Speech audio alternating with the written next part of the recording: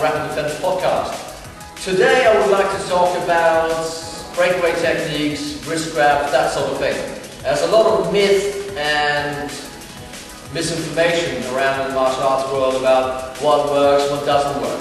I've been involved in martial arts for almost 30 years and I've seen a lot of stuff and a lot of stuff that will actually get you killed. So today I would just like some practical, effective ideas as for breakaway techniques within self-defense context. Thank you.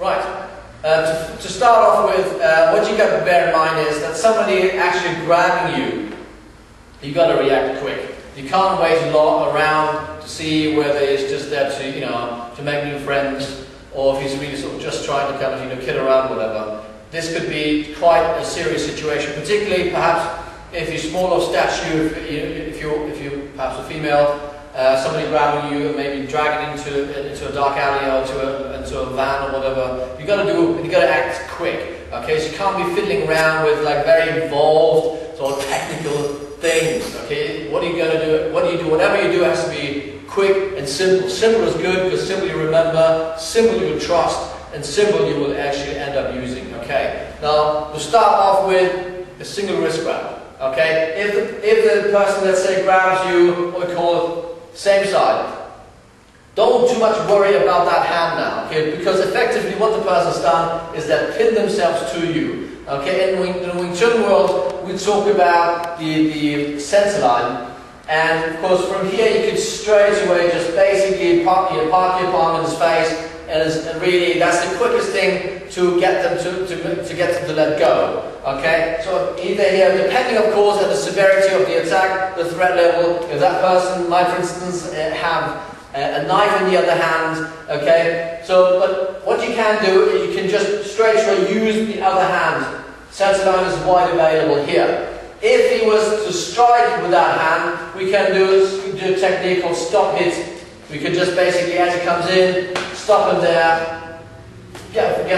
Just break free if you want to. That's fair enough. Again, if you're in a public place, you might need witnesses to be able to sell that to a judge as well. However, if if the threat level is high, if that same person grabs you and is coming at you, you can also stop it there. And if you remember some of our previous podcasts, with the power generation, the falling step into that, that's basically a one-strike wonder. You don't really need to go on and do a 50-point cut on his head. Okay, once the person is down, what you do is stab the ankle and get out of there. Don't hang about, take trophies or souvenirs or anything like this. Okay, I'm just kidding to make my point here. Okay, so you single wrist grabs here, he comes in, you stop him in here. You can then from there go to all sorts of different things. We can strike low, we can sort of take him around. There's plenty of stuff. You can dream up your own nightmare scenarios. What you're going to do afterwards once you manage to get away from the first attack.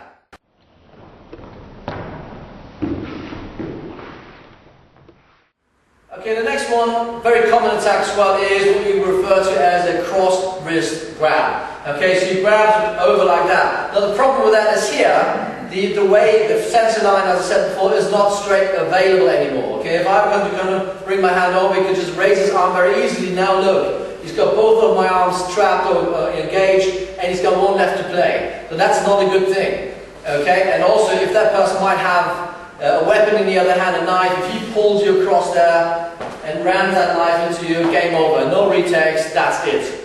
Okay, so you've got to act first. First thing, of course, is, if you let go again, as the person grabs you, you grab on, the other hand must shoot up straight away. You can't have that in your pocket and think about it. Your hand must go up straight away.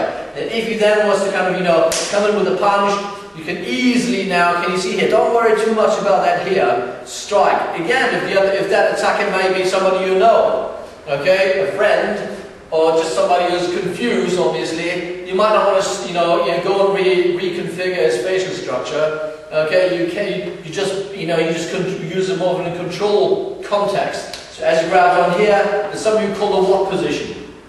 What I done to you. Okay, see here, you're out of range of his attack. He can't really kick you. He can't punch you. If you try to punch, he has to cross his own arm, his own body. Not in range. Okay, and then from here I could go into an arm breaking technique. I could just, escort him out the door. There's a lot of scope as to what you can do. So he grabs my wrist, I'll go what position, step off. You can't follow me to that here. Again, I've got access here. I can punch him in the kidneys. I can start going to locks, all sorts. Really, again, up to you what kind of follow-up technique you want to employ here. As long as you do a follow-up technique, don't just do one thing and then see what happens or whether it has hurt or something like that. You do want to follow up. But what we refer to as shock and saturate.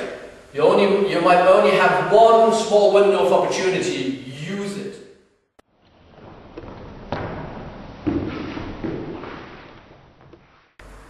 For today, I just wanted to kind of finish up with basically a double wrist grab. Again, I've been there myself, really being surprised. Somebody comes up and grabs your hands. Okay? Now you would know that any street fighter or thug knows that these things can hurt if you actually bring them into somebody's face. So oftentimes when people don't want to fight or don't really know how to, you see that in the street confrontation, people do this or you just hold on and try to wrest each other to the ground because they don't want to get being hit in the face.